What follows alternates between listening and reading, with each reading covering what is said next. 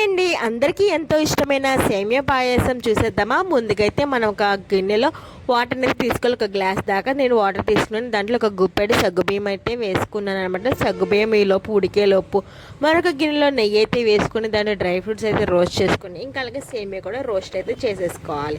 ఈలోపు మనకి సగ్గుబియ్యం అనేది మంచిగా కుక్ అయిన తర్వాత దానిలో రోస్ట్ చేసుకున్న సేమియా కూడా యాడ్ చేసుకుని మంచిగా సాఫ్ట్గా కుక్ అవుతుంది. ఈ విధంగా మనకి సాఫ్ట్గా కుక్ అయిన తర్వాత దీంట్లో షుగర్ అనేది యాడ్ చేసుకోవాలి. షుగర్ అనేది మన స్వీట్నెస్ తగ్గట్టు చూసుకొని యాడ్ చేసుకోండి. ఇలా మనకి పాలు కూడా మరిగించుకోవాలి. పక్కన పాలు మంచిగా కాగిన తర్వాత ఇప్పుడు మనం ఇందాక ఆ సేమియా దాంట్లో అయితే మనం ఒక చిన్న ఇలా చేసుకుంటే మంచి ఫ్లేవర్ వస్తుంది. ఇప్పుడు మనం ఈ పాలు కూడా పోసుకుని కొద్దిసేపటికి మనకి మంచిగా థిక్నెస్ మంచి రుచి కూడా వస్తుంది. చాలా బాగుంటుంది. ఇలా ఈ వీడియో మాత్రం ఫుల్ వీడియో అయితే మన ఛానల్లో ఉంది, తప్పకుండా వెంటనే చూసేయండి.